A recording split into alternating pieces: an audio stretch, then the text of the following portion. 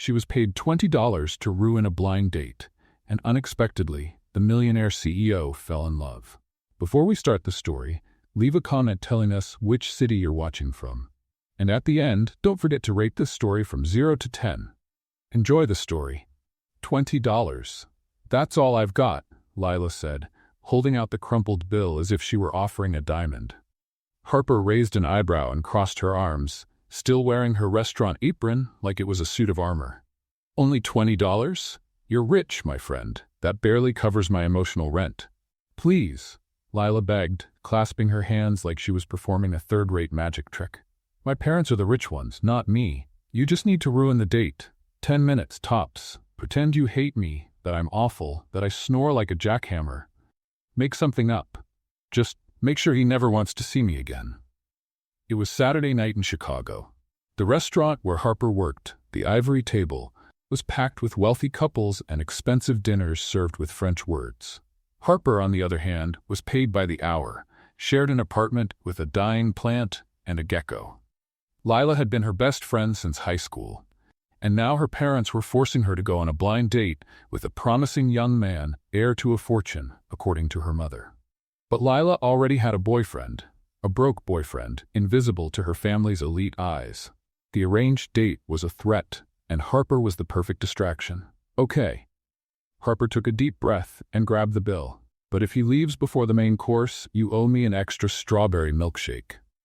Harper walked into the dining room with the confidence of someone who had nothing to lose. Her hair was tied up haphazardly, a notepad in one hand and chaos in her head. She spotted the table in the brightest corner of the room. Lila sat up straight, her smile frozen, her eyes pleading. Next to her, sitting with calm elegance, was the man. Charcoal gray suit, understated watch, and a gaze as steady as it was dangerous. The kind of man who seemed to know exactly how much money was in his account, and never had to worry about it. Harper swallowed. This was supposed to be just a blind date. Why did the guy look like he'd stepped out of a Billionaire CEO magazine? She walked up to the table, pretending she knew nothing. "Good evening," she said, forcing an overly bright smile. "My name's Harper, and I'll be taking care of you tonight, or ruining everything, depending on how you look at it." Lila nearly choked on her water. The man, Dylan, just looked up, curious. "What can I get you to drink?" Harper asked, looking straight at Dylan. "Just don't order sparkling water. Lila snores so loudly in her sleep she wakes the upstairs neighbor. Oh, and she snores like a tractor, too. Did you know she talks in her sleep? Full sentences. One time she yelled, 'Give me back my croissant,' at 3 in the morning. The neighbor knocked on the door thinking there was a bakery fight. Dylan raised an eyebrow. "Harper," Lila gasped, pretending to be outraged. "Oh, sorry," Harper said dramatically. "Was I supposed to save that for the third date?" Dylan laughed, a short, quiet, but genuine laugh. "And what would you recommend for dinner?" he asked, still looking at Harper. "Well, I'd recommend something with lots of garlic. Lila loves garlic. She eats 6 cloves a day." Harper smiled. Lila's face turned red. Dylan leaned forward, clearly entertained. "Does she cook?" he asked, already knowing the answer. "Cook? The last time she tried to make rice, she created a new form of charcoal. It was an emotional moment. The kitchen cried." Dylan laughed again, this time more freely. Lila looked like she wanted to disappear under the table. Harper went on for a few minutes, spinning one embarrassing story after another. Dylan didn't look repulsed. He looked amused. His eyes stayed on Harper. He barely glanced at Lila. Finally, Harper walked away, heading back to the counter with a triumphant smile. Mission accomplished. What she didn't expect was that Dylan's gaze would still be following her when she turned around. Hours later, in the small apartment Harper shared with Lila and the nearly dead plant named Steve, the two sat in pajamas, ice cream in their laps, laughing about the night. "It worked," Lila cheered. "He didn't even finish dessert, said he had urgent commitments, left all formal. I told you the exploding lasagna accident would seal the deal. Harper, you're a genius who works for tips, but thank you." They clinked their spoons like glasses. The plant on the windowsill seemed to sway in approval. What Harper didn't know was that the next day, Dylan, the calm-eyed, faint-smiled millionaire heir, was feeling very intrigued. The next morning, Harper woke up at 10 with her hair looking like a rebellious bird's nest and the feeling she had forgotten something important. Oh, right. Work. "Steve, you could at least warn me when I oversleep," she muttered to the plant, which was still committed to its mission of slowly dying on the windowsill. On Sundays, the ivory table was a different place. Fewer dazzled couples, more families trying to impress in-laws, and lonely executives pretending to read financial newspapers while eating alone. Harper liked Sundays. Less drama, more tips born from existential guilt. She tied the apron around her waist and checked the tables in her section. Table 3. A family with 3 kids who had already turned the floor into a battlefield of crumbs. Table 5. An elderly couple debating whether the sauce had too much salt or not enough love. Table 7, empty as it usually stayed until... Good afternoon. Harper almost dropped her tray. It was him, the man from yesterday's date. She hadn't even paid much attention to his name in all the confusion. "You," she said, pointing at him with her pen as if identifying a suspect. "What are you doing here?" "Having lunch," he replied with that restrained smile that was already starting to annoy Harper simply because it was far too charming. "This is a restaurant, isn't it?" "It is, but..." Harper hesitated. "Yesterday you ran out of here like you'd seen the ghost of Italian cuisine. I thought I'd traumatized you forever." "Actually," Dylan sat down comfortably in the chair, as if he had all day, "I came back for the food." "Really?" Harper raised a skeptical eyebrow. "You didn't even taste anything yesterday." "Exactly. I got curious." Harper studied him for a moment. He was wearing a light blue shirt, no tie, and looked more relaxed than the night before. Less formal, more human. "Well," she said, picking up her notepad, "what will you have?"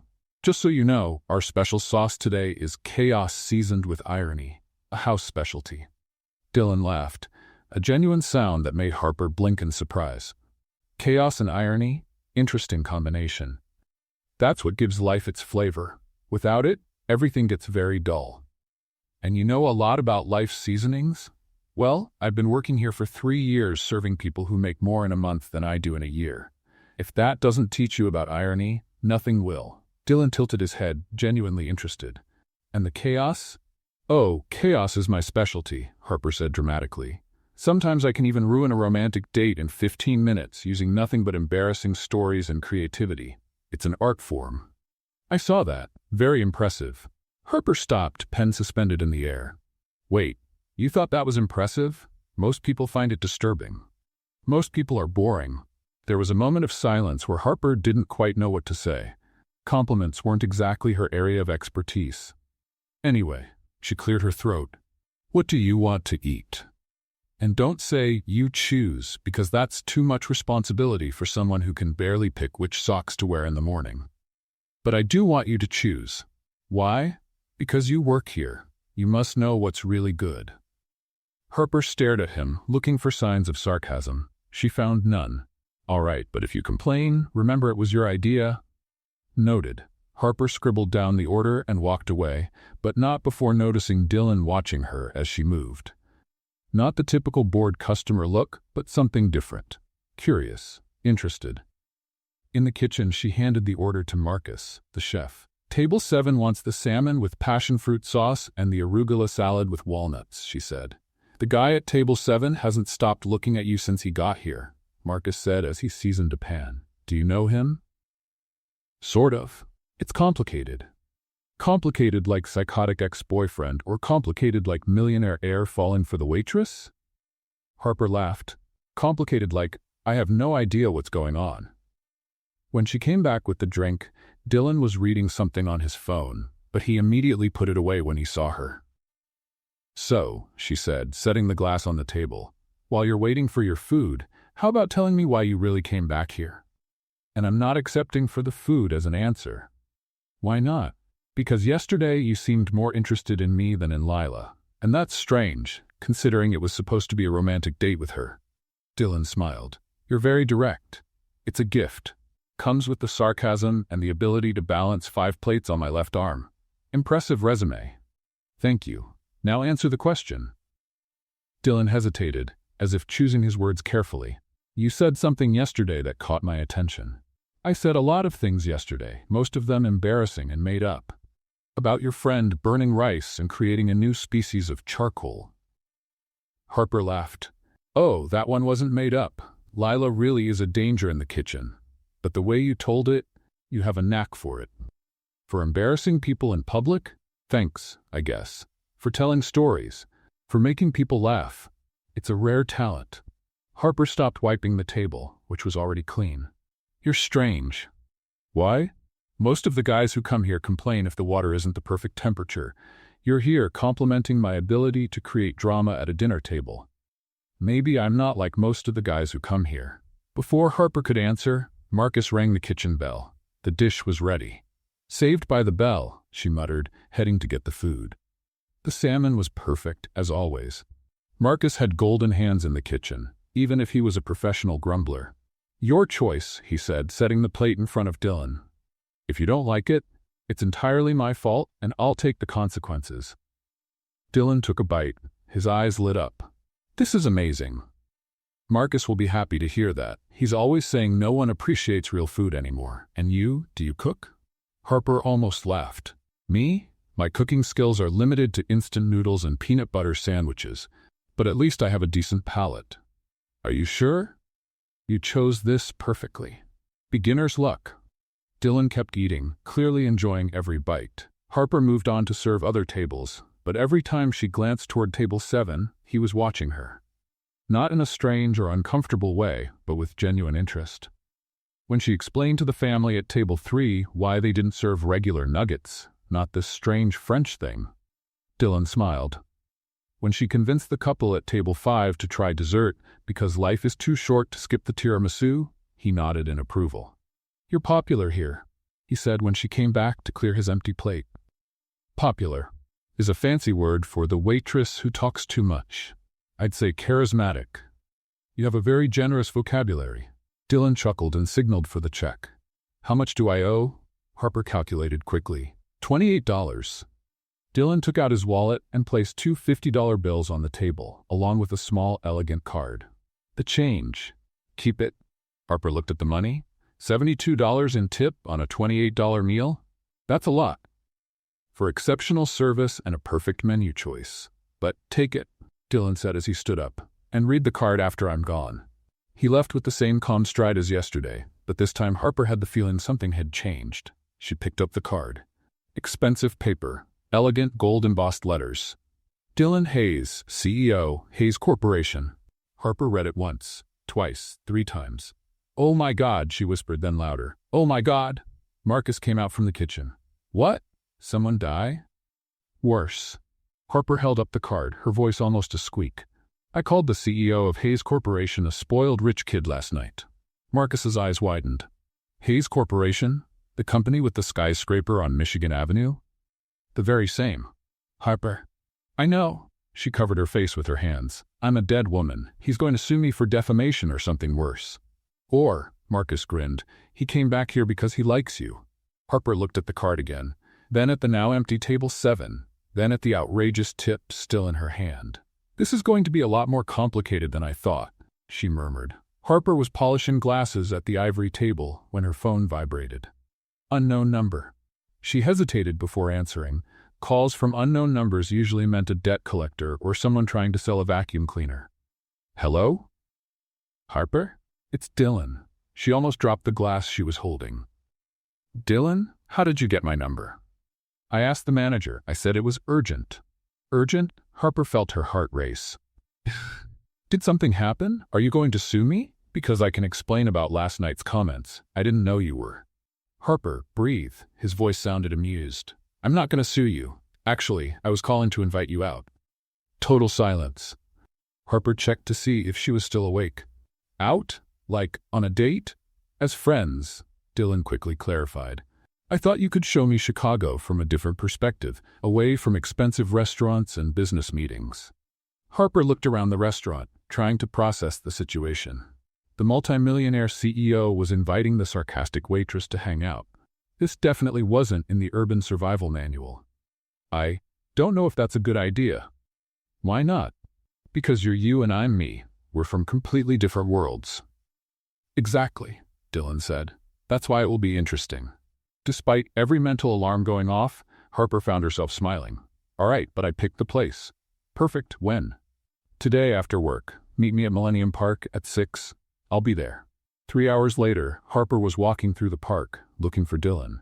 She had traded her work uniform for jeans and a simple blouse, but still felt out of place.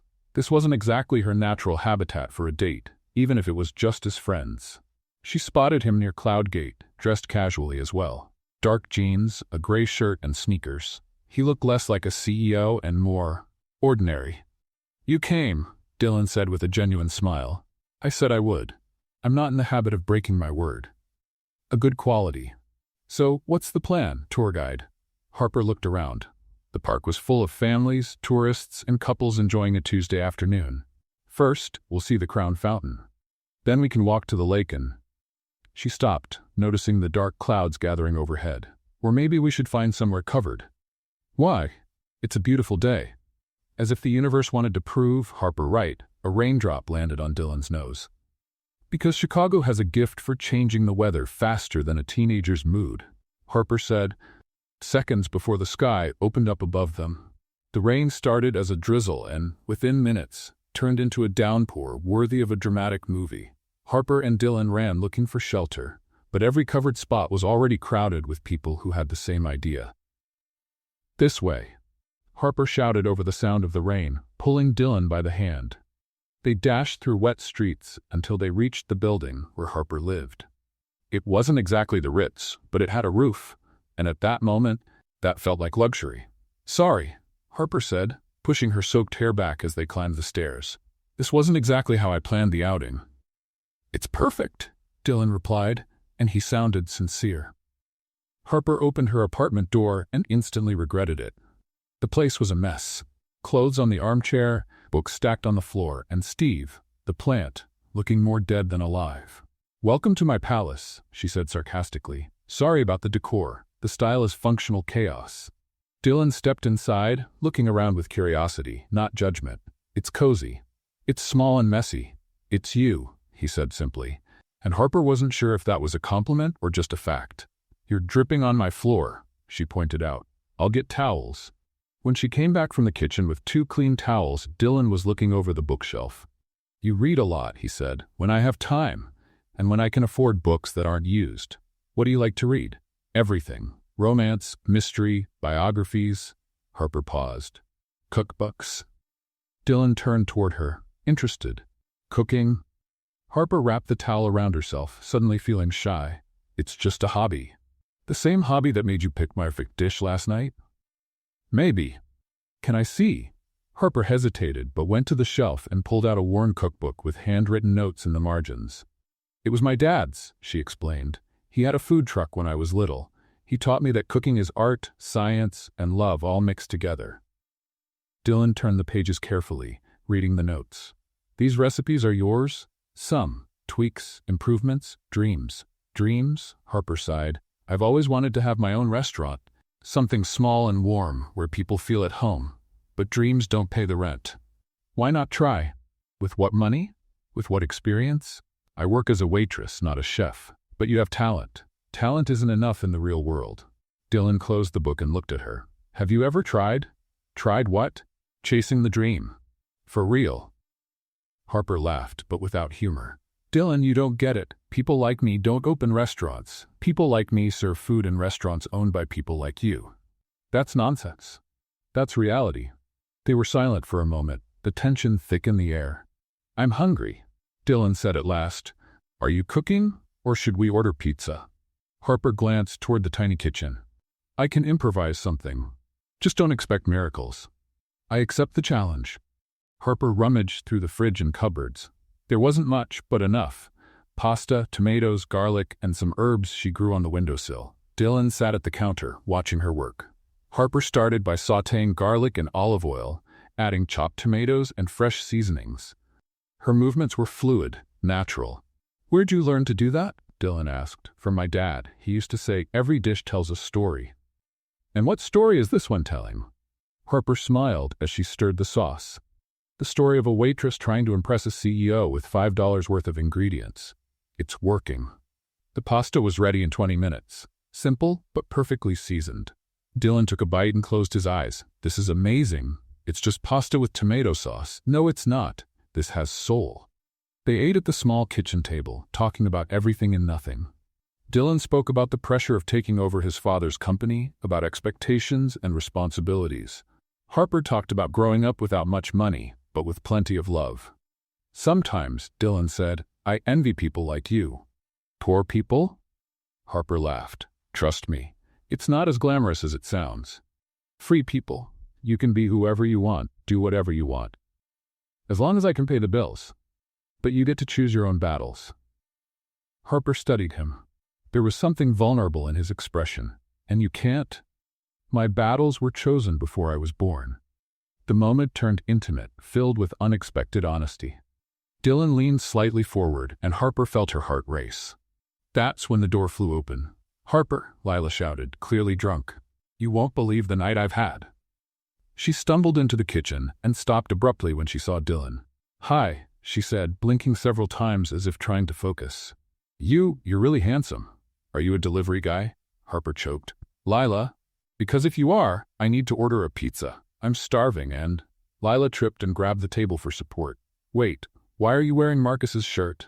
Lila, this is Dylan, Harper said quickly. Dylan? Lila frowned. Dylan who? The only Dylan I know is that guy who… Her eyes went wide. Oh my God, you're the guy from the date. Dylan gave a polite wave. Hello, Lila. You came back, Lila yelled, then whispered loudly, Harper, he looks really hot today. Lila, you're drunk. I am, but I'm not blind. Lila turned to Dylan. Do you like Harper? Lila. Harper's face turned red. Because she's amazing. She cooks like an angel. She's funny, and once she saved a cat from a tree. Well, the cat actually climbed down on its own, but she tried. Dylan laughed. Good to know. And she's single, Lila went on. Very single, tragically single, like hasn't been kissed in 6 months single. Lila. What? I'm helping. Lila tripped again. You two make a beautiful couple. He's rich, you're poor, just like a soap opera. Harper wished the floor would swallow her whole. I think I'd better go, Dylan said, standing up. No, stay, Lila protested. I'll go to my room and you can keep doing whatever you were doing. And by the look of things, it was something interesting. She gave them an exaggerated wink and staggered toward her room, slamming the door behind her. Harper and Dylan were left in awkward silence. Sorry, Harper murmured. She gets like that when she drinks. It's fine, Dylan smiled. But I think I really should go. You have work early tomorrow. You're right. They walked to the door in silence. Dylan turned before leaving. Thank you for dinner and for the company. This was the best night I've had in a long time. Even with the rain and Lila being drunk, especially because of that. He leaned in, and for a moment Harper thought he was going to kiss her, but instead he gently kissed her forehead. Good night, Harper.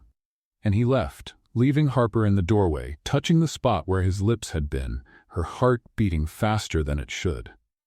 In the days after that rain-soaked dinner, Dylan started showing up at the ivory table often enough to get noticed. Not every day, but often enough for Clara, the manager, to start asking uncomfortable questions, and for the other waiters to start speculating about Harper's rich admirer. On Thursday, he came in at lunchtime and ordered only a coffee, staying for 2 hours reading newspapers and watching Harper work.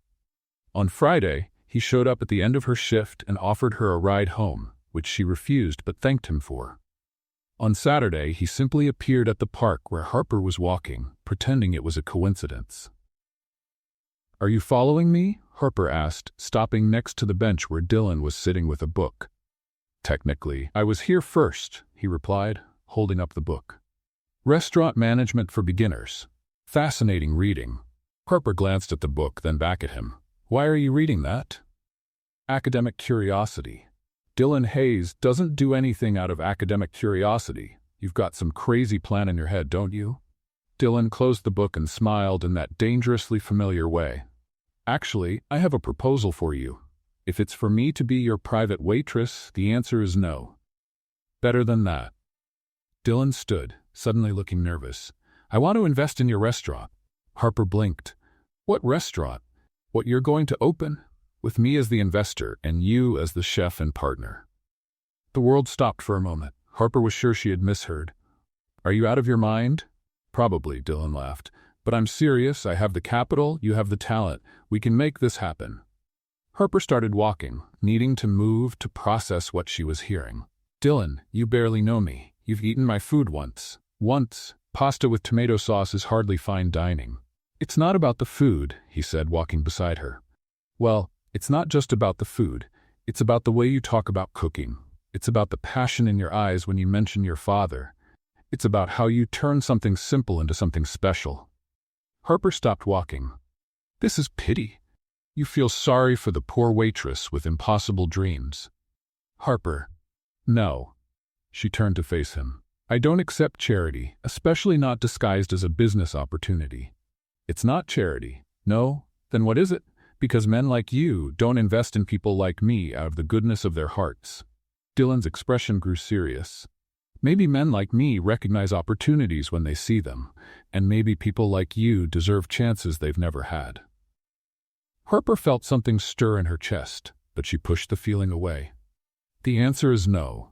Harper. No, Dylan. Thank you for the offer, but no. She walked quickly toward her apartment, leaving Dylan standing in the park with his proposal rejected and his confusion clear. At home, Harper found Lila in the kitchen, attacking a tub of ice cream as if it had personally offended her family. Rough day?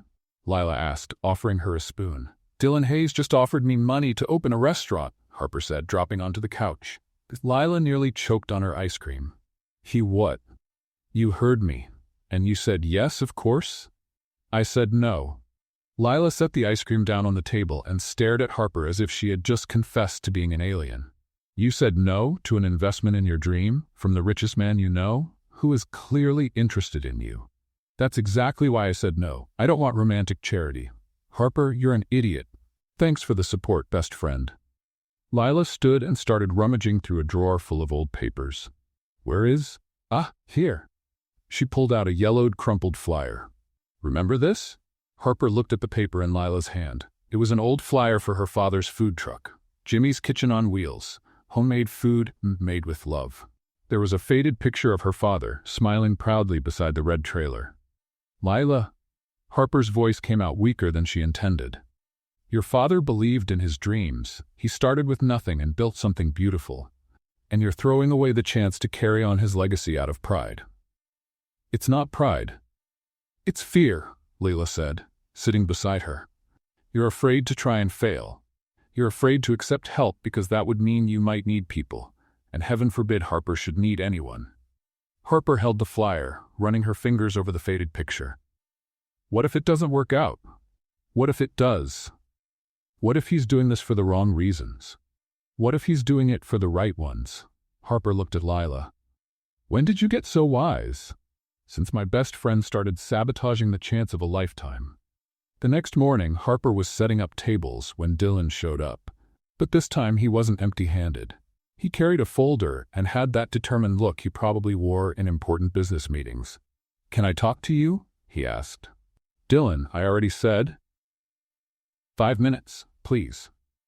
Clara nodded that it was fine, and Harper led him to a corner table. Dylan opened the folder and spread papers across the table. Floor plans, handwritten menu ideas, market research. What is all this? Your opportunity, Dylan said. I spent last night thinking about what you said yesterday, about charity and wrong motives. Harper looked at the papers. The floor plans showed a small but cozy space, with an open kitchen and intimate tables. The menu had simple but refined dishes, exactly the kind of food she dreamed of making. Dylan, this isn't a charity project, he continued. It's a smart investment in real talent. I put up the initial capital, you bring the culinary knowledge and passion. We split the profits 50-50. You did a full market study overnight? I have a very efficient team. Harper studied the papers more closely. Everything was detailed, thought out, real. Why are you doing this? Dylan hesitated. Because in 3 meetings with you, I have felt more alive than in the last 3 years running a company. Because you have something I lost a long time ago, passion for something that truly matters. And because. He paused, as if deciding whether to continue. Because I believe in you. Harper felt something shift inside her chest. There was no pity in his eyes. It was respect, admiration, faith. I still think you're crazy. Probably am. Do you accept anyway? Harper looked again at the papers, then at Dylan, then around the restaurant where she worked, serving other people's dreams. I need to think. How long? A day, maybe 2. Dylan began gathering the papers. You can keep these. Read them. Think about them. Change whatever you want. But Harper. He stopped and looked her directly in the eyes. Don't let fear make the decision for you.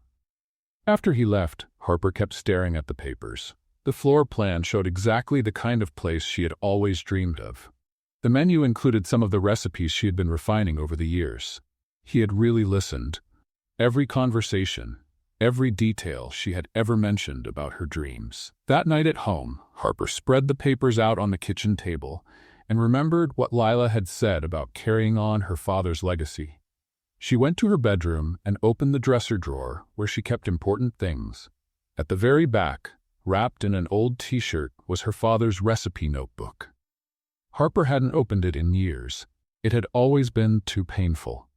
But now, with Dylan's proposal on the kitchen table and the old food truck flyer beside it, she felt it might finally be time. She opened the notebook slowly.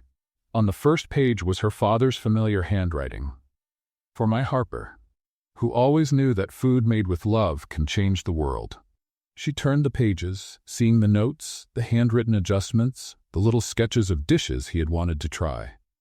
On the last used page, she found something she had never noticed before.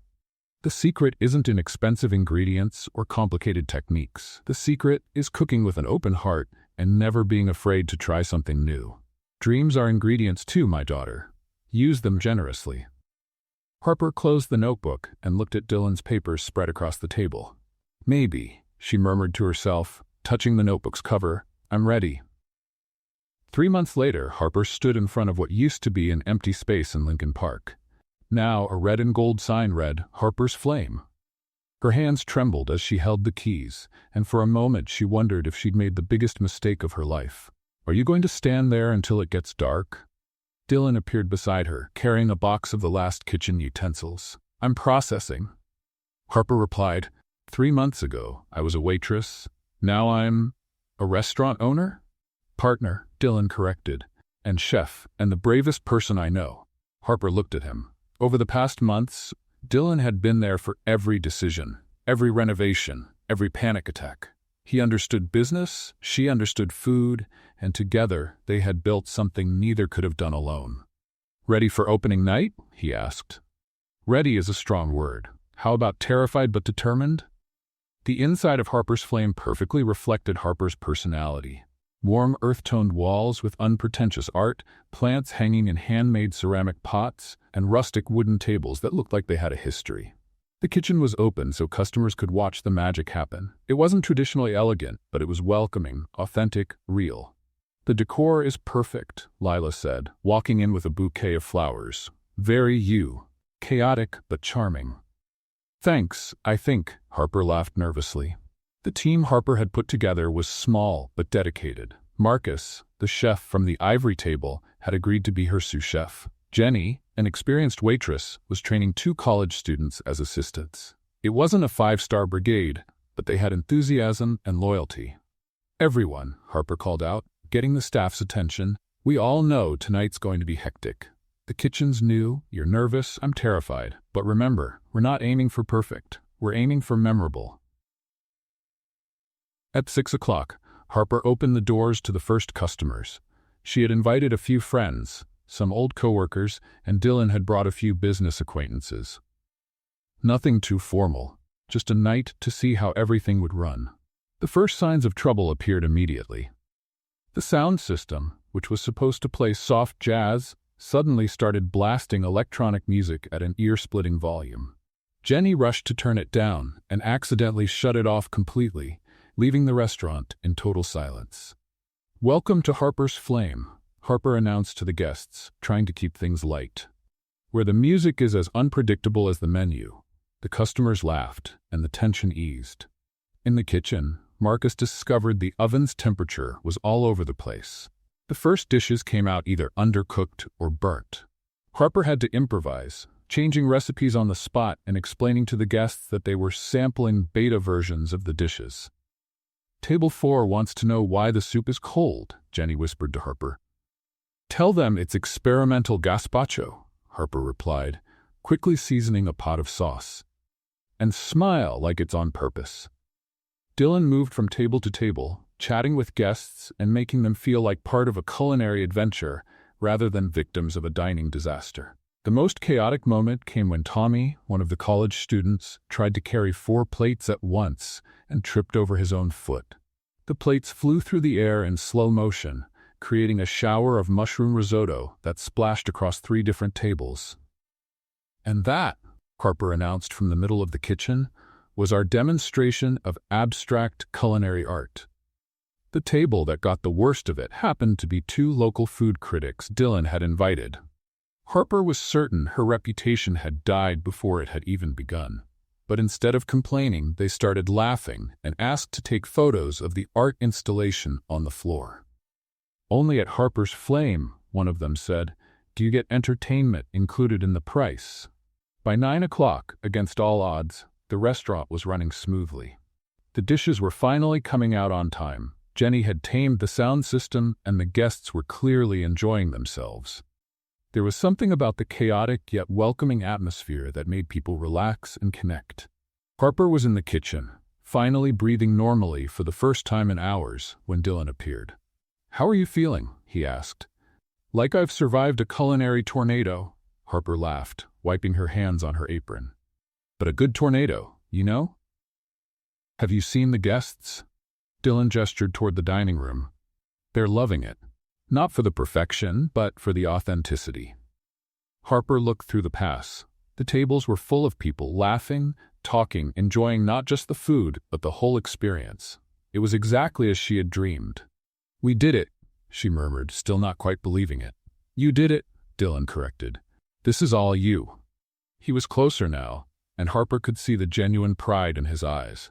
Not the pride of an investor seeing a good return, but of someone watching a person they love make their dream come true. "Dylan," she began. "Harper, I have to tell you something," he interrupted. "These last few months working with you, watching you create this, it's not just about the restaurant anymore."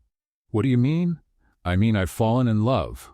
With you, with your passion, your courage, the way you turn chaos into magic." Harper felt her heart race. The noise of the restaurant seemed to fade in the background. "Dylan, I know we started as business partners. I know mixing work with other things might be complicated, but I can't pretend anymore that it's only professional." Harper looked at him. For months she had tried to ignore the feelings growing between them, focusing only on the restaurant. But now, in the middle of the success they had built together, it was impossible to deny. "So have I," she whispered. "I've fallen in love too." Dylan smiled, that genuine smile she had learned to recognize and love. He leaned in to kiss her, and for a moment, the world stopped. "God!"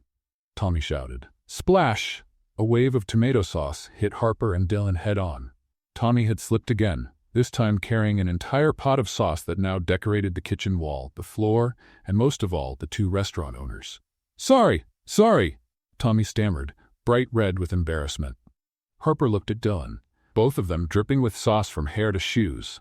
For a moment, she thought they might cry. Then Dylan started laughing, and Harper joined in. Within seconds, they were laughing like teenagers, standing in the middle of their kitchen, completely covered in sauce.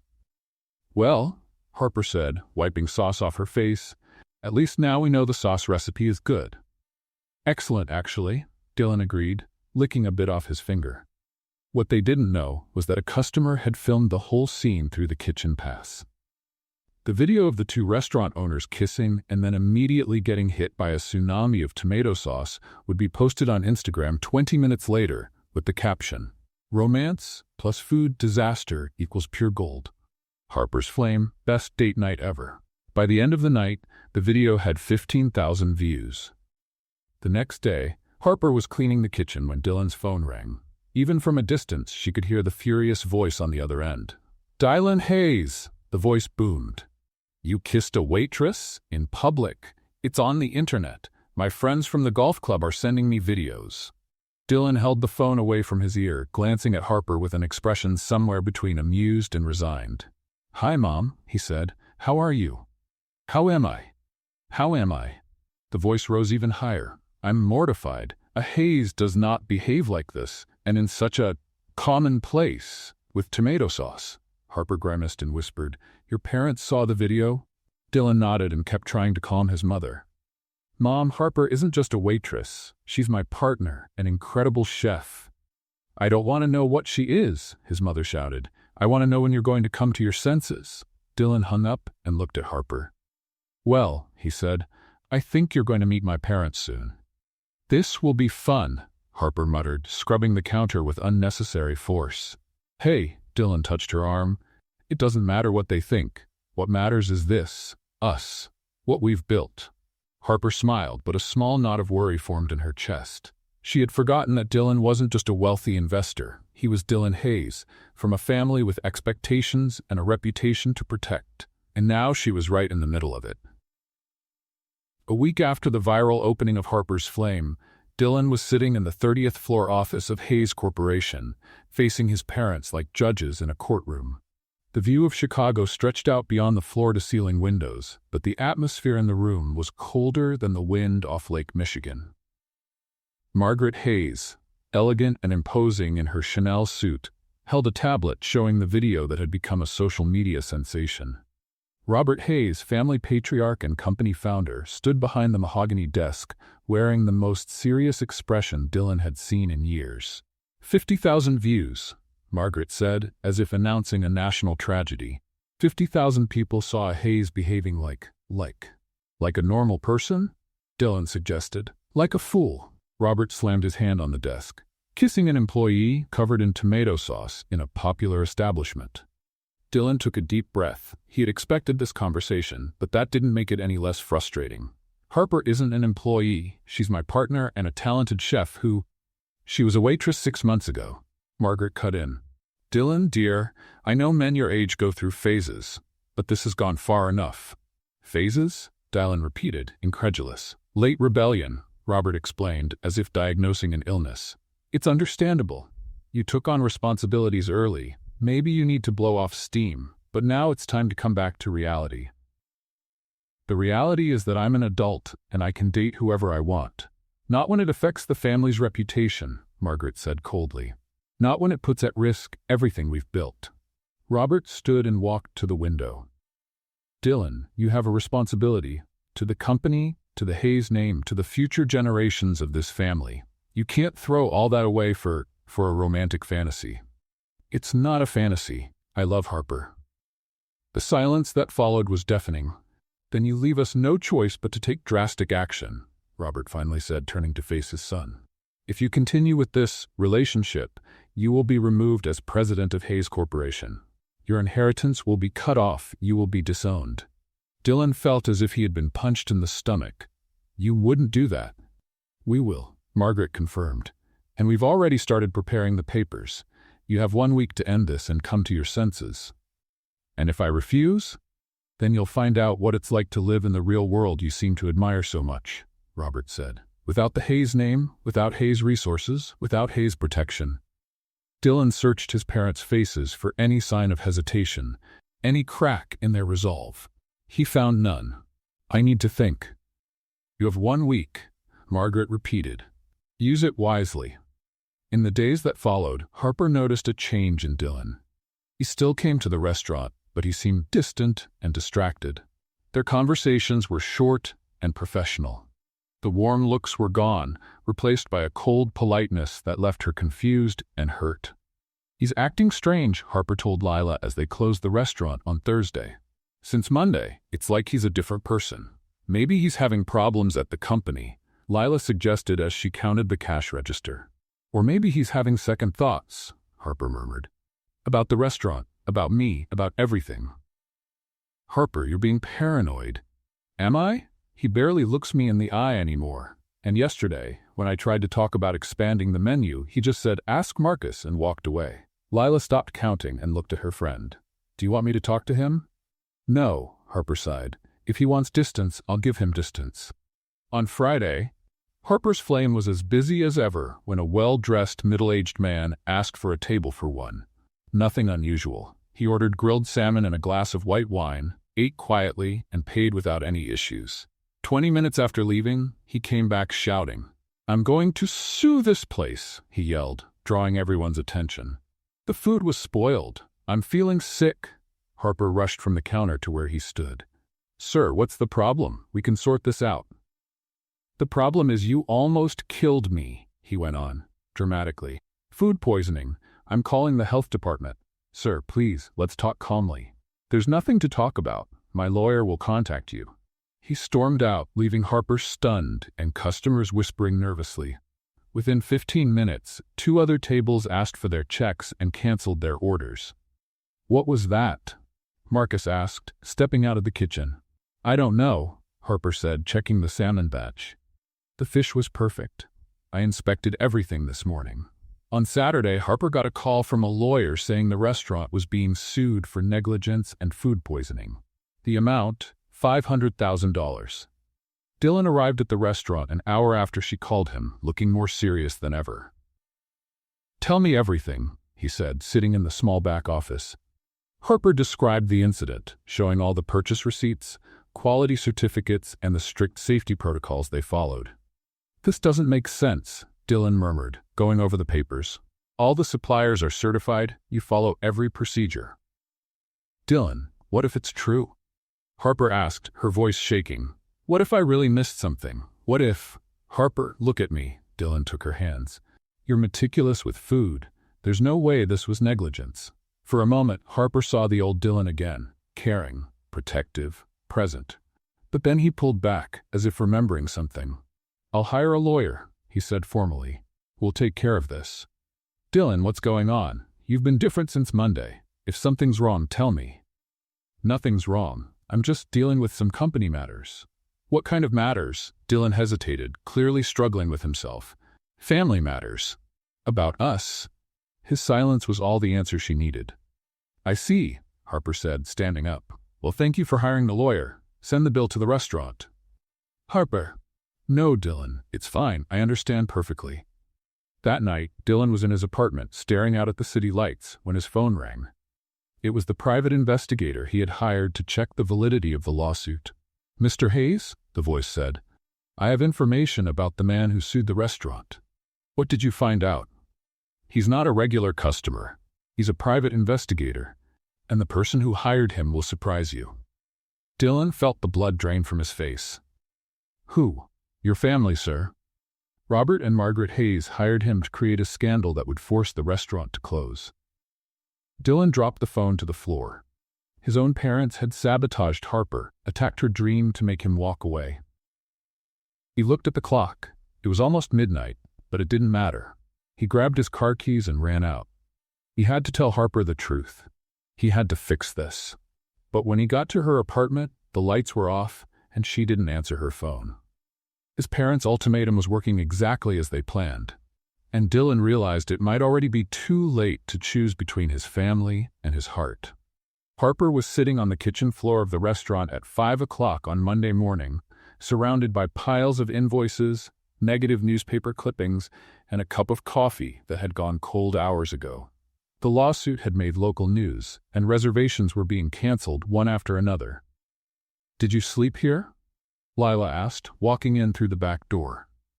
"Sleep is a luxury I can't afford right now," Harper murmured, showing her the cancellation list.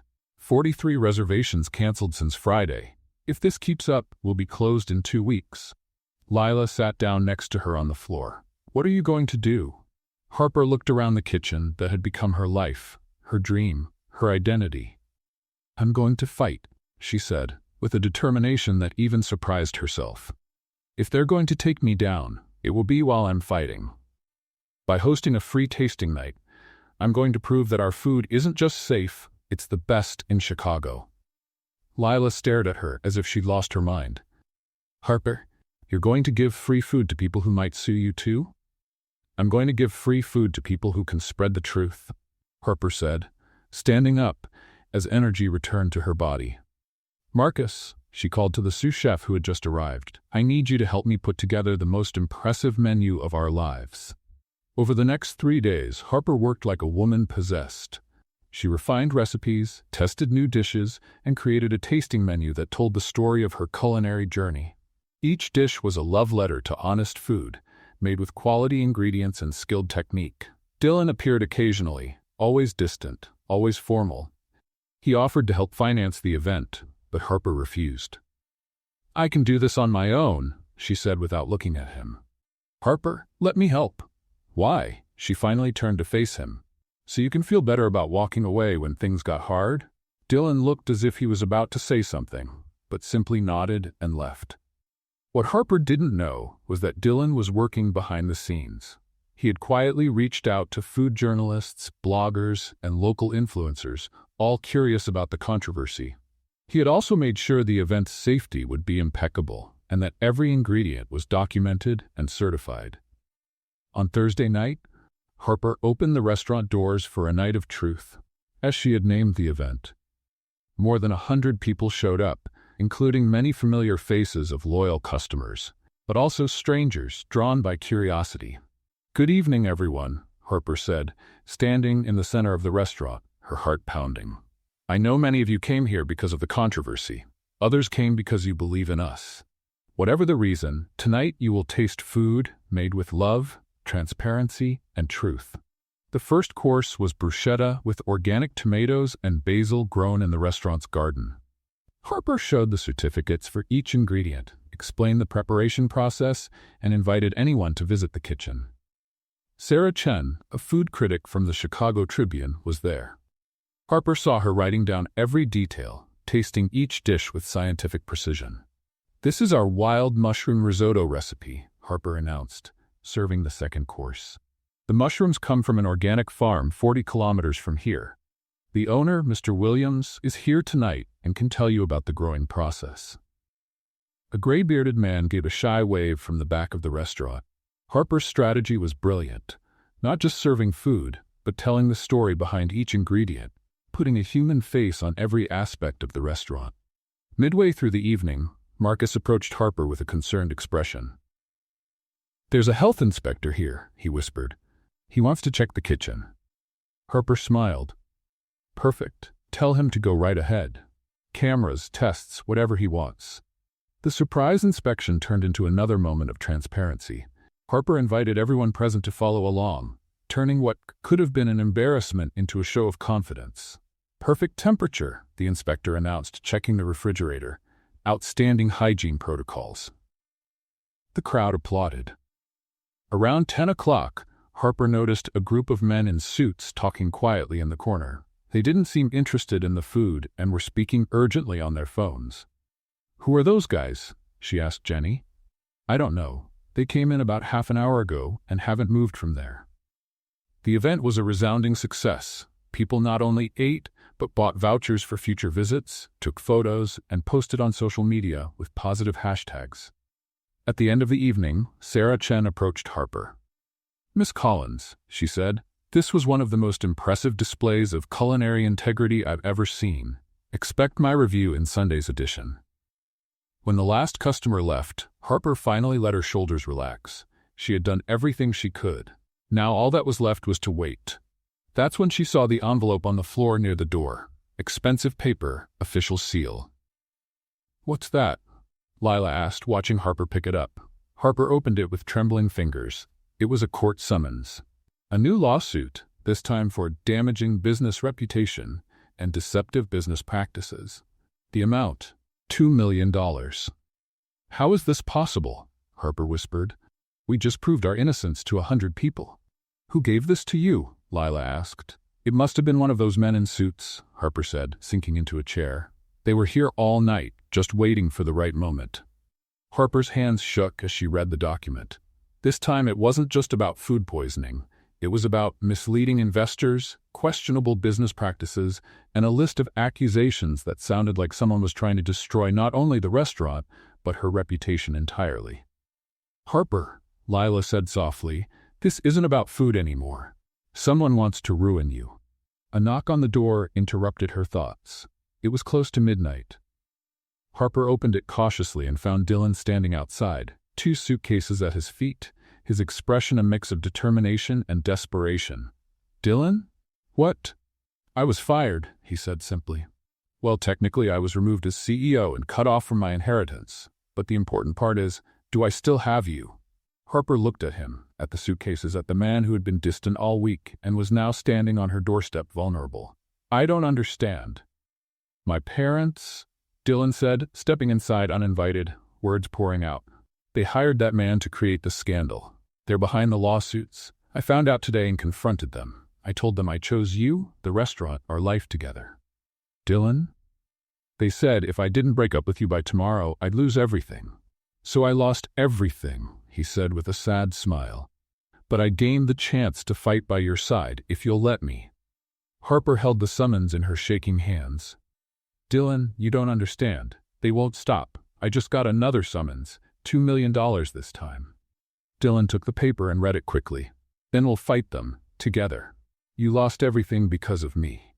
"No," Dylan said, touching her face gently. "I chose everything that really matters." Harper looked into his eyes and saw the truth. No calculation, no hesitation, only love and determination. "Well," she said at last, "I hope you can cook, because now we're two unemployed people with a restaurant to save." Dylan smiled, the first genuine smile in a week. "I think I can learn." 3 months after Dylan showed up at her door with his suitcases, Harper's Flame had not only survived the scandal but had thrived in surprising ways. Sarah Chen's glowing review in the Chicago Tribune, combined with the positive coverage from the tasting event, had turned the restaurant into a symbol of resilience and authenticity. Dylan, now officially a former CEO and ex-heir, had adjusted to life as a full partner in the restaurant with ease that surprised even him.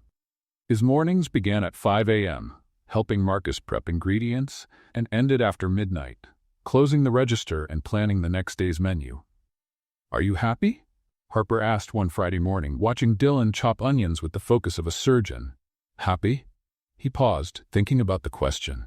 "I'm exhausted, my feet hurt, my hands are full of cuts from handling knives, and I make in a month what I used to make in a day at Hayes Corporation." Harper felt a knot in her stomach. "Dylan? And I've never felt so fulfilled in my life." He finished, smiling. "This is the first time I've worked with my hands, created something real, gone to bed knowing I've made a difference in people's lives." The success of the original Harper's Flame had caught the attention of independent investors, small business owners who believed in Harper's vision of honest, accessible food. A group led by Elena Rodriguez, owner of a family-run coffee shop chain, had offered to finance a second location. West Loop would be perfect, Elena said during a meeting at the corner table. "Young crowd, professionals who want good food without the pretension. You're exactly what that neighborhood needs." Harper looked at the numbers on the laptop. The investment was substantial but fair. The investors wanted 30% of the profits from the new location, leaving 70% for her and Dylan. "It's a great opportunity," Dylan whispered to her. "We can replicate the concept, keep the quality, and expand the impact." "But what if it doesn't work?" Harper replied softly. "What if we're biting off more than we can chew? Then we face it together, like always." The second Harper's Flame location opened 6 weeks later in a renovated space in the West Loop. The decor kept the rustic charm of the original, but added urban touches that connected with the local crowd. The menu was an expanded version of the original idea, elevated comfort food made with local ingredients and fair prices. The grand opening was a complete success. Lines formed on the sidewalk, local influencers posted excited stories, and the Chicago Reader published an article calling Harper's Flame Chicago's Democratic Food Revolution. "We did it," Dylan said, hugging Harper at the end of opening night. 2 restaurants running, a happy team, satisfied customers. "We did it," Harper repeated, but her voice carried a sadness Dylan noticed right away. In the weeks that followed, as both restaurants settled into their routines, Harper grew quieter. Dylan often found her standing by the window, lost in thought, or checking the financial numbers over and over, even when everything was going well. "What's going on?" he asked one night, after they closed the original location. "Nothing," Harper said, needlessly arranging utensils that were already clean. "Harper, talk to me. You've been acting strange for weeks." She stopped arranging things and turned to face him. "Have you ever thought about what you lost because of me?" "What?" "Your company, your inheritance, your family. Everything you worked your whole life to build, gone because of a stubborn waitress with dreams too big." Dylan stared at her, trying to understand where this was coming from. Harper, none of that was because of you. It was my choice. It was a foolish choice, she said, her voice cracking slightly. You were the CEO of one of the biggest companies in Chicago. Now you're peeling potatoes in a restaurant. And I love peeling potatoes in this restaurant. You love it today, but what about tomorrow, or in 5 years, when the excitement fades and you realize you traded an empire for this? Dylan stepped toward her, but Harper backed away. You're going to get tired of this, Dylan. You'll miss the life you had, and you'll blame me for losing it all. That's ridiculous. It's realistic, Harper said, crossing her arms. We're from different worlds. I've always known that. I tried to ignore it, but what? But I think we should end things before you hate me for ruining your life. The silence that followed was heavy with pain.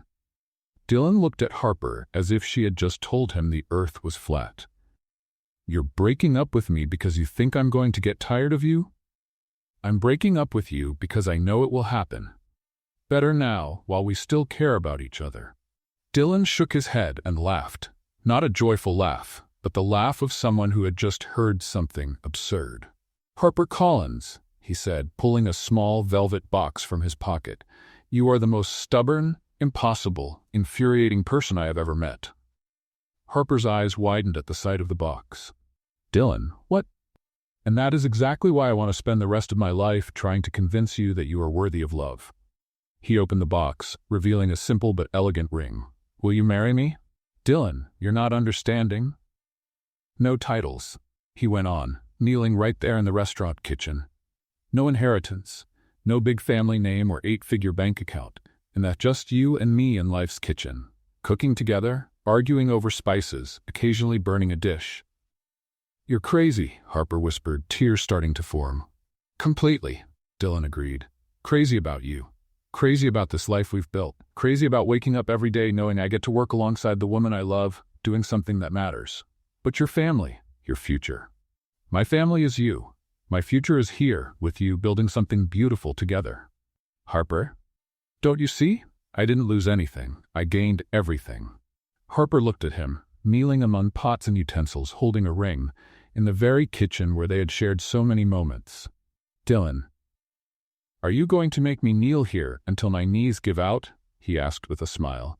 Because I'm willing to, but I'd rather have an answer before I need knee surgery. Harper laughed through her tears. Are you sure? Absolutely sure you won't regret this? Harper, for the past 6 months, I've woken up every day excited to work. I laugh more, sleep better, and for the first time in my life I feel like I'm truly myself. How could I ever regret a life like that? And if your parents try to split us up again? So we face it together, like we always do. Harper looked at the ring, at Dylan, and at the kitchen around them that had become the center of their world. This is crazy, she murmured. The best kind of crazy in my life, Dylan confirmed. So, will you marry me, or do I have to settle for being your eternally lovesick business partner? Harper knelt down too, so she was at his level on the kitchen floor. Yes, she said, smiling through her tears. Yes, I'll marry you, but only if you promise that if you ever regret it, you'll tell me. You won't just suffer in silence. I promise. Dylan slid the ring onto her finger. But you have to promise you won't try to break up with me for my own good anymore. I promise to try, Harper laughed. That's the best I can hope for from you. Dylan kissed her right there on the kitchen floor, between splashes of tomato sauce and dustings of flour. The event had been planned as a celebration. Elena Rodriguez had organized a special dinner at the original Harper's Flame to introduce Harper and Dylan to other potential investors interested in expanding the brand.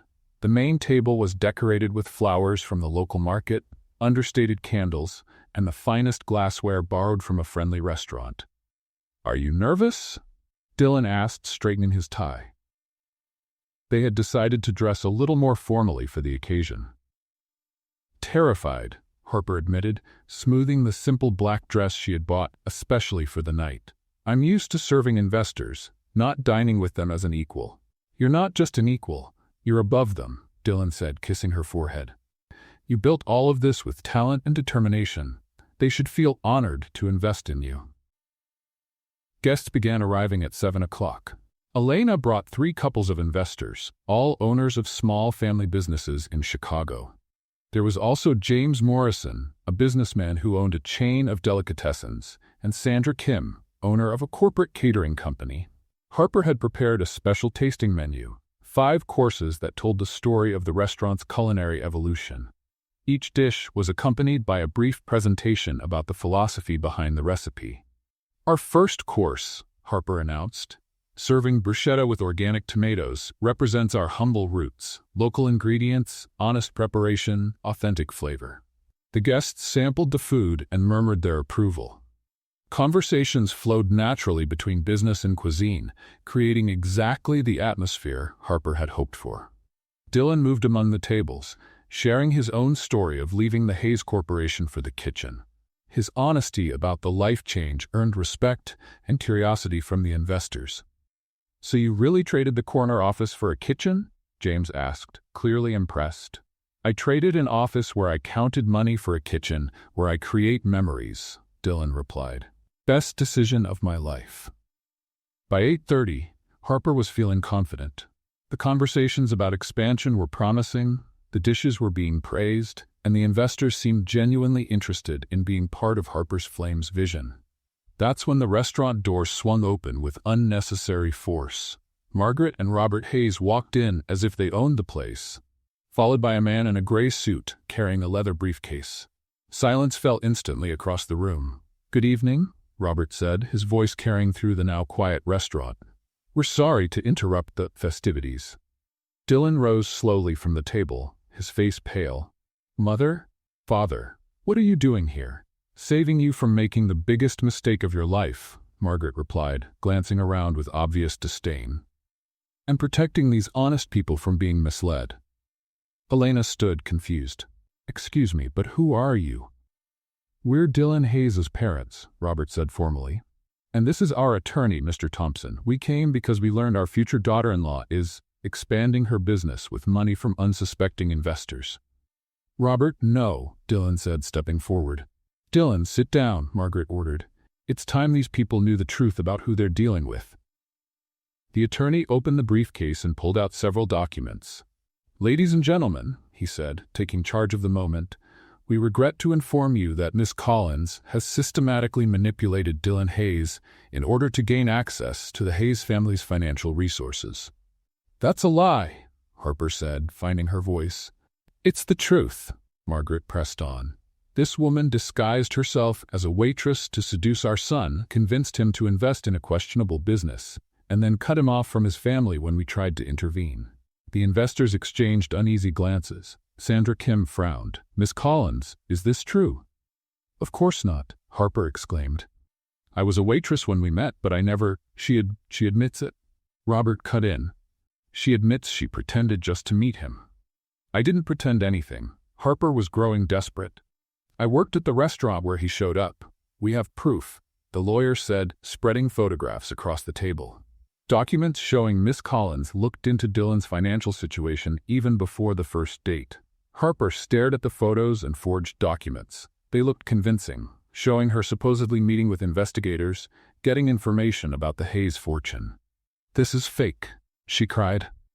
"Harper," James Morrison said gently, "maybe it's better to clear this up in private." "There's nothing to clear up." Dylan finally burst out. "Get out. Now." "Dylan, dear," Margaret used the same condescending tone she'd always used when he was a boy. "We know it's hard to admit you were deceived, but these people deserve to know what kind of person is asking for their money." Elena looked at Harper with an expression of disappointment that broke the young chef's heart. "Harper, I need you to be honest with me. Was there some plan when you met Dylan?" "Elena, I swear on my father's memory there was no plan at all," Harper said, tears forming in her eyes. "Dylan just walked into the restaurant where I worked. I didn't even know who he was." "But you knew he was rich," Robert said. "The photos prove it. I found out when he handed me his business card." Harper was desperate now. The murmurs among the investors grew louder. Harper could see doubt settling on faces that moments earlier had shown excitement and respect. "Maybe we should postpone this conversation," Sandra said, already reaching for her purse. "No," Harper exclaimed. "Please, don't believe this." Everything we've built here is real. The love Dylan and I have is real. Love? Margaret laughed cruelly. My dear, you may fool our son, but you can't fool us. We know exactly what kind of woman you are. At that moment, the restaurant door burst open. Lila stormed in, hair disheveled, clearly furious. Sorry I'm late, she said out of breath. I had to stop by my place to grab a few things. Leela, not now. Harper whispered. Now is the perfect time. Leela shot back, striding straight to the main table. Especially since I heard the whole conversation from the sidewalk. She looked directly at Robert and Margaret Hayes. So you're the parents who hired a spy to sabotage my best friend's restaurant? What is this person talking about? Margaret asked with disdain. Lila pulled a flash drive from her pocket and slammed it onto the table. Talking about fake evidence? She said, her voice full of anger. How about real evidence? Here are videos of the private investigator you hired. I filmed him sabotaging the kitchen, planting evidence, creating the false food poisoning case. The room went completely silent. I also have recordings of phone calls where you told him exactly how to create the scandal, Leila continued. Want me to play them right here in front of everyone? The lawyer tried to grab the flash drive, but Leila was quicker. Oh no, she said, putting it back in her pocket. This is going straight to the FBI. Conspiracy to destroy a business, falsifying evidence, blackmail. You're in serious trouble. Robert Hayes had gone visibly pale. We don't know what you're talking about. You don't? Lila smiled dangerously. Then you won't mind if I hand all this over to the authorities tomorrow morning. She turned to the investors who were watching with their mouths open. The truth is simple. Harper and Dylan met by chance, truly fell in love, and built an honest business through hard work. The only lies here are the accusations from this family of vipers who can't stand the fact that their son chose love over money. Margaret opened her mouth to protest, but Lila cut her off. And if any of you ever try to sue or harm my friend again, this flash drive will end up in the hands of every journalist in Chicago. Imagine the headlines. Hayes family sabotages small business to control son. The lawyer whispered something urgently to Robert, who nodded gravely. Let's go, Robert said at last. But this isn't over. Oh, it's over, Lila replied, and you lost. The silence in the restaurant after the Hayes left was almost deafening. Harper stayed in Dylan's arms, still processing everything that had happened, while the investors looked at each other, clearly trying to grasp the magnitude of the drama they had just witnessed. Elena was the first to break the silence. Harper, she said, her voice soft but firm, I need you to know that after what we just saw, I'm even more certain that you and Dylan are exactly the kind of people we want to do business with. James Morrison nodded in agreement. Integrity under pressure. That's what we look for in business partners. Sandra Kim stepped closer to Harper. I'm sorry you had to go through this, but it's clear who the honest people are in this room. One by one, the investors expressed not only their continued support, but admiration for the way Harper and Dylan had handled the situation. What should have been a night of humiliation had turned into an unplanned display of character. After the guests left, promising future talks about expansion, Harper turned to Lila, who was slipping the flash drive into her pocket. Lila, she said, her voice tired, I don't want you to use that. What? Lila looked at her as if Harper had just spoken an alien language. Harper, are you out of your mind? That flash drive is proof they tried to destroy you. I know, but I don't want to destroy them in return. Dylan stepped closer, frowning. Harper, they tried to ruin your life, our business, our future. And they failed, Harper said simply. Look around. The restaurant is thriving. We have investors who believe in us. We proved our innocence without humiliating anyone in public. Lila shook her head in frustration. But they might try again. They might, but if they do, then we'll use the evidence. For now, I'd rather keep it as insurance. Dylan studied Harper's face. Are you sure? I am, Harper sighed. They're your parents, Dylan. No matter what they've done, I don't want you to have to live with the guilt of publicly destroying their reputation. Lila rolled her eyes but kept the flash drive. Fine, but if they try anything again, I'm not asking for permission. Fair enough, Harper agreed. In the weeks that followed, a strange peace settled in. The Hayes made no further attempts at sabotage, apparently realizing they had lost the battle. The restaurants kept thriving, and the expansion plans moved forward steadily. But Harper felt restless. "You're acting strange," Dylan remarked one morning, finding her standing at the kitchen window, staring out at the street. "I'm fine." "Harper, you've known me for almost a year. I know when you're not fine." She turned to face him, and Dylan saw something in her eyes he couldn't immediately place. "I need some time," she finally said. "Time for what?" "For all of this. The restaurant, the plans, us." Dylan felt like he'd just been punched in the stomach. "What do you mean?" "I need to think, Dylan, about who I am without all this chaos, about what I really want. But we just got engaged." "I know." Harper touched the ring on her finger. "And maybe that's exactly why I need to be sure. I need to know if I'm choosing you or if I'm just holding on to what feels familiar after so much turmoil." Dylan looked at her for a long moment. "How long?" "I don't know. A few weeks, maybe a month." "And the restaurant?" "You can run it without me for a while. Marcus can take over the main kitchen, and you can handle the administrative side. It'll be good for you to prove to yourself that you can do this on your own." "Harper? Please." Her voice was almost a whisper. "I need this." Dylan wanted to argue, to convince her they were fine, that they had overcome everything together. But something in her expression stopped him.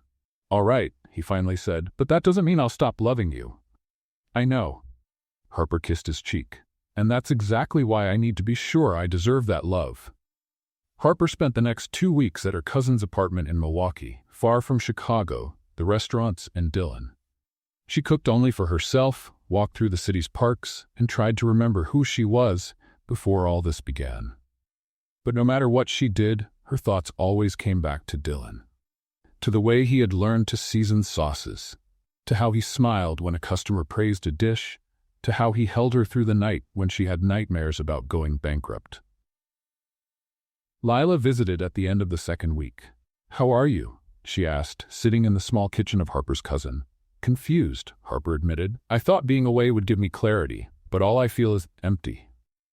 "And Dylan? Do you talk to him?" "Every day. He's keeping the restaurants running, but he's clearly struggling. Marcus said he works until he's exhausted so he doesn't have time to think." Harper felt a pang of guilt. "Maybe I'm being selfish." "Maybe you're just being human," Lila said. "You've been through a lot of trauma these past few months. It's normal to need time to process." "But what if I lose him?" "Harper, that man walked away from a fortune and his family's company for you. He's not going to give up on you two after just a few weeks apart." 3 days later, Harper was walking through downtown Milwaukee when she passed a small cafe.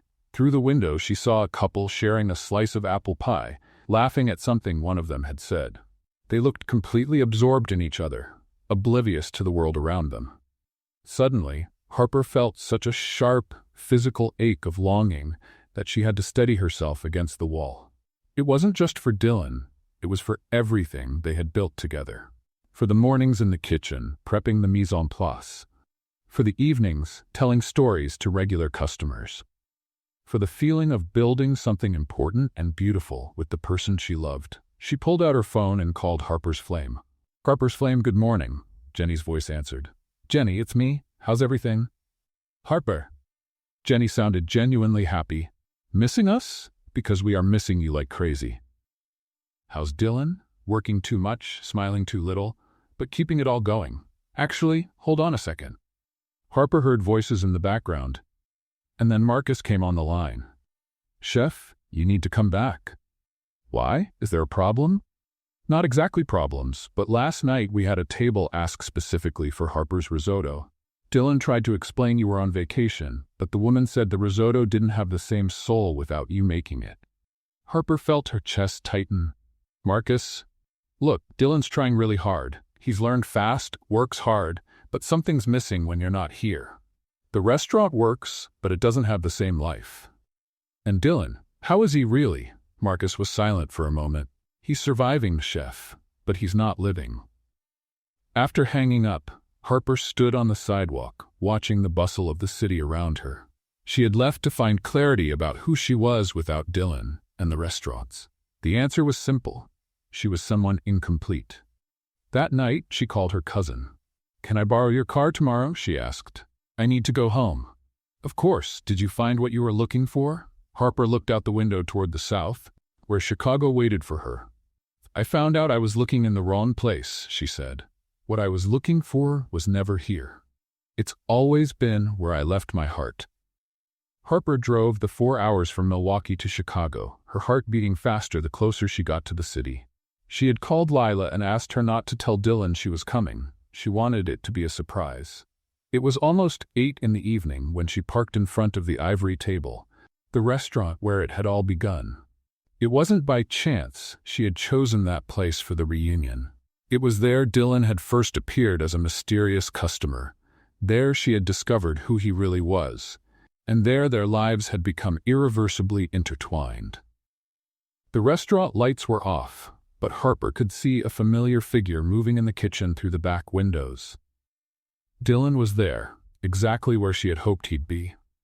She used the key Clara had given her years ago for emergencies and slipped quietly in through the staff entrance.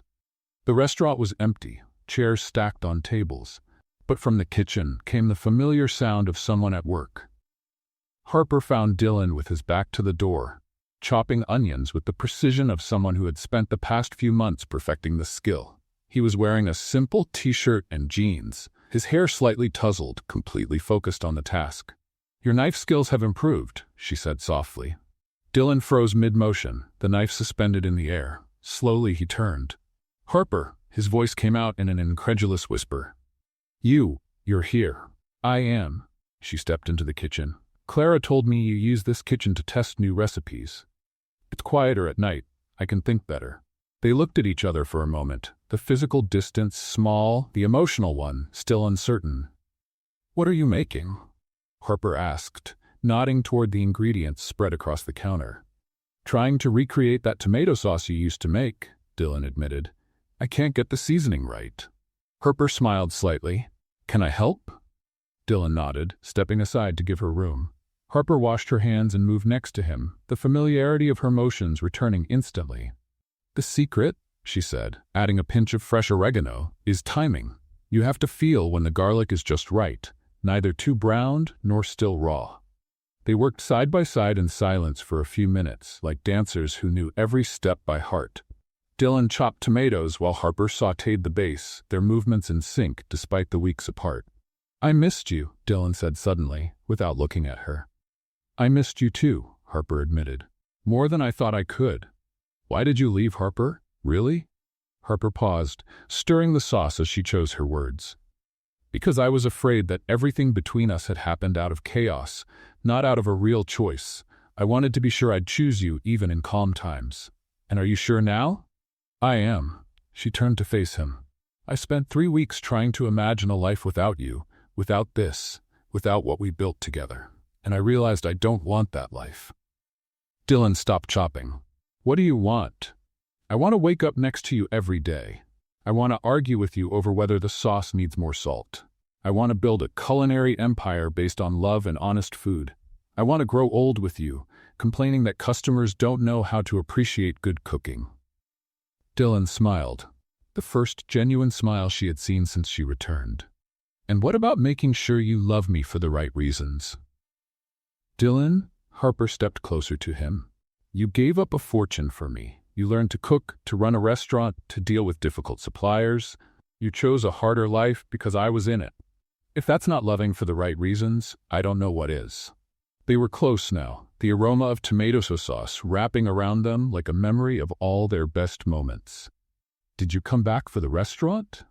Or for me?" Dylan asked quietly. "I came back because I realized there's no difference." Harper touched his face gently. "You are the restaurant. The restaurant is you. You're what we built together, what we are together." Dylan pulled her closer, resting his forehead against hers. "Don't ever leave me like that again." "Never," Harper promised, "unless you burn my tomato sauce. Then I might have to reconsider."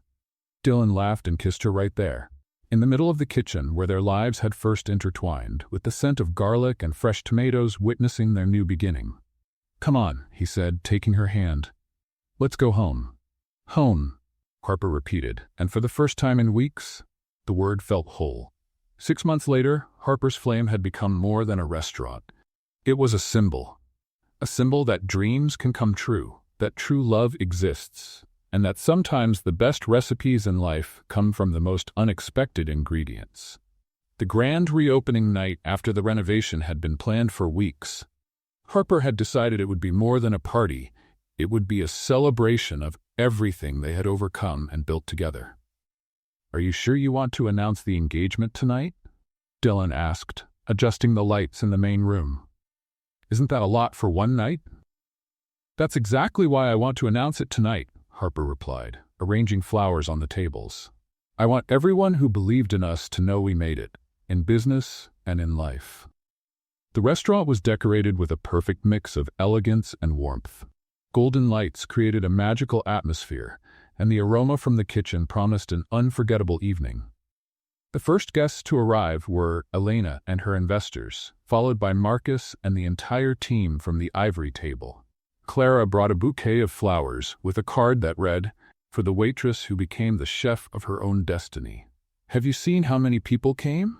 Lila asked, arriving fashionably late but stunning in a red dress that definitely turned heads. "There's a line down the sidewalk." "Leela, you look beautiful," Harper said, hugging her. "Thank you for being here." "I wouldn't miss this even if Chicago were invaded by aliens," Lila grinned. "By the way, I prepared a speech, and before you say no, I've already told everyone I'm speaking." Harper laughed, knowing it was useless to argue. The evening flowed perfectly. Harper and Dylan moved from table to table, sharing stories, serving special dishes, and simply enjoying the moment. The menu for the night was a culinary journey, from the first risotto Harper ever made for Dylan to sophisticated dishes that reflected the restaurant's growth. Around 9 o'clock, Dylan tapped a spoon against a glass, drawing everyone's attention. "Friends," he began, "Harper and I want to thank all of you for being here, for believing in us, and for supporting us through the hard times. And we have something to share," Harper continued, holding out her hand where the ring sparkled under the lights. "We're getting married." The room burst into applause and shouts of joy. Lila, of course, was the first to yell, "I knew it! I always knew it!" Then she turned to the other guests. "I'm the one who brought them together, just so you all know." "Lila," Harper began, "it's true. If it weren't for me sabotaging that awful blind date, these two never would have met. I'm the official matchmaker in this story." Everyone laughed, including Harper and Dylan. It was impossible to be upset with Lila when she was so clearly happy for them. Just then, the restaurant door opened and Robert and Margaret Hayes walked in hesitantly. The room went silent. Dylan stiffened beside Harper, but she squeezed his hand, giving him strength. Robert stepped closer to the couple, Margaret a few steps behind. He looked different, less imposing, more human. "Dylan," he said quietly. "Harper, we were hoping we could speak with you." "Dad?" Dylan replied cautiously. "We came to apologize," Margaret said, stepping forward, "for what we did, for the lies, for the way we tried to tear down something you built with love." Harper looked at Dylan, then at his parents. "I've realized something over the past few months," Robert continued. "I spent my whole life focused on money, reputation, and keeping up appearances. And I nearly lost my son because of it." "Robert saw an interview you gave on television," Margaret said to Harper, "about the restaurant, about your dreams," and he cried. Robert looked embarrassed, but he didn't deny it. "I saw the passion in your eyes when you spoke about food, about the restaurant, the same passion Dylan has always had, and I never understood. I realized you didn't take my son away from me, you brought him back to life." Dylan was clearly moved. "Dad, the money, the business empire, none of it matters if my son isn't happy," Robert said, looking directly at Harper. "And it's obvious you make him happy in a way I could never understand or give him." Margaret stepped closer to Harper. "Could you forgive us, and maybe let us be part of your lives?" Harper looked at Dylan, who gave a small, almost invisible nod. "Everyone deserves a second chance," she said, "especially family." The hugs that followed were hesitant but heartfelt. The guests, who had been watching in respectful silence, began to applaud again. "And now," Lila shouted, always ready to break overly emotional moments, "let's eat, because food gets cold, and love stories are even better on a full stomach." The rest of the night was pure magic. Music, laughter, stories being told, and plans being made for the future. Later, after the last guests had left and they were cleaning up, Harper came out of the kitchen wearing a new apron, On the front, embroidered in gold letters, it said, "Chef of his heart." Dylan stopped stacking chairs and stared at her. "Where did you get that?" "Lila had it made. She said I needed something to make my status official." Dylan walked over to her, a smile playing on his lips. "Chef of my heart, huh?" He pulled her closer. "So what's on the menu today?" "A future seasoned with love, a pinch of adventure, and lots of laughter," Harper replied, wrapping her arms around his neck. Dylan kissed her gently, then looked into her eyes. "You know," he said, "my favorite recipe in life is you. Even when I burn dinner, especially when you burn dinner." They laughed, kissed again, and danced slowly in the middle of the empty restaurant, surrounded by the aromas of a perfect night and the promise of many more to come. What did you think of Harper and Dylan's story? Share your thoughts in the comments. Rate this story from 0 to 10. Subscribe to the channel and turn on notifications to follow all our stories. And don't forget to check out more touching stories by clicking here at the end of the video.